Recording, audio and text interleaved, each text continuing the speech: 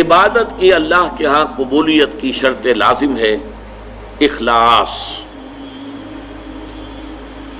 اخلاص نہیں ہے تو عبادت قبول نہیں.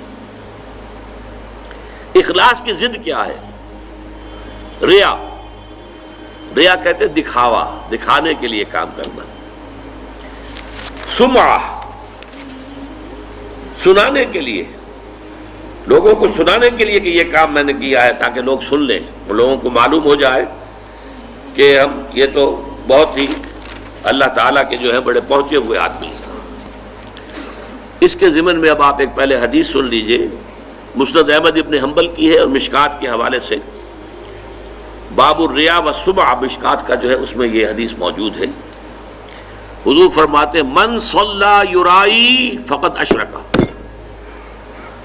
ومن صام یرائی فقد اشرک ومن تصدق یرائی فقد اشرک. جو نماز پڑھتا ہے دکھاوے کے لیے وہ شرک کر چکا. یہ کر چکا کا ترجمہ کیوں کر رہا ہوں؟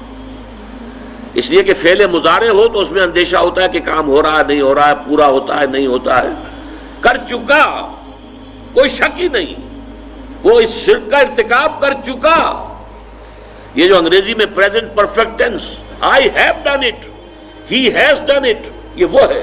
قد اشرکا، وہ شرک کر چکا، شرک میں ملوث ہو چکا. جس نے دکھاوے کے لیے نماز پڑھی، جس نے دکھاوے کے لیے روزہ رکھا، اس نے شرک کیا، وہ شرک کر چکا. جس نے دکھاوے کے لیے صدقہ کیا، وہ شرک کر چکا. یہ ہے، نوٹ کیجئے، یہ جب تک کہ یہ اخلاص فی العبادت نہیں ہے، صرف اللہ کے لیے، کسی کو دکھانا نہ ہو. میں نے بالکل شروع میں آپ کو ایک حدیث سنائی تھی کہ حضور نے فرمایا اگر تم نماز پڑھ رہے ہو اور جب تم یہ محسوس کرو کہ کوئی تمہیں دیکھ رہا ہے تو سجدہ طویل کر دو، تو یہ شرک خفی ہے. آپ نماز پڑھ رہے تھے اپنے مگن، فرض کیجئے آپ کا سجدہ جو ہے 10 سیکنڈ کا تھا، لیکن آپ کو محسوس ہوا کوئی آپ کو دیکھ رہا ہے، someone is watching you. اب آپ نے جو ہے وہ سجدہ 15 سیکنڈ کا کر دیا.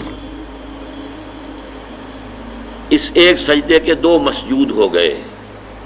10 سیکنڈ کا سجدہ تو آپ نے اللہ کے لیے کیا، یہ باقی 5 سیکنڈ کا سجدہ کس کے لیے کیا؟ جس کو آپ دکھا رہے ہیں، وہ آپ کا مسجود ہے.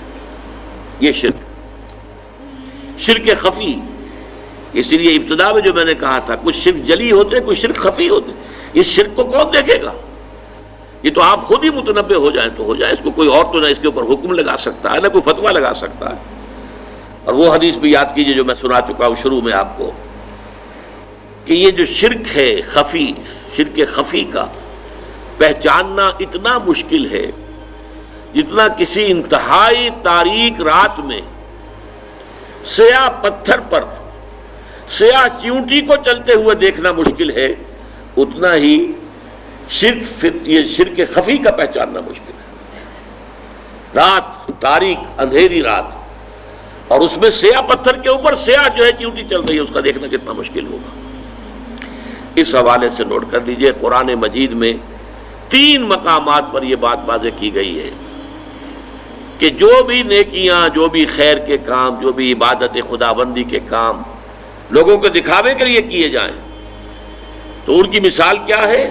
سورہ ابراہیم میں فرمایا مثل الذین کفروا بربہم اعمالہم کرماد اشتدت بہ الریح فی یوم عاصف. یہ جو نیکیاں لے کر آئیں گے، ریاکاری والی نیکیاں اور دکھاوے والی نیکیاں اور سمعہ والی نیکیاں، ڈھیر کے ڈھیر ہوں گے، لیکن ان کی مثال ایسی ہوگی کہ جیسے راکھ کا ایک ڈھیر ہو اور ایک تیز ہوا چلے اور اس پوری راکھ کو بکھیر کے رکھ دے. اس کی کوئی حقیقت نہیں ہوگی اللہ کے یہاں. سورہ نور میں فرمایا والذین کفروا اعمالہم کسراب بقیعۃ یحسبہ الظمآن ماء. جو لوگ ایمان حقیقی سے، حقیقی ایمان سے محروم ہیں اور نیکیوں کو کام کر رہے ہیں، ان کی یہ نیکیاں جو ہے سراب کے مانند ہیں، جنہیں پیاسا سمجھتا ہے کہ پانی ہے، حقیقت میں پانی نہیں ہوتا.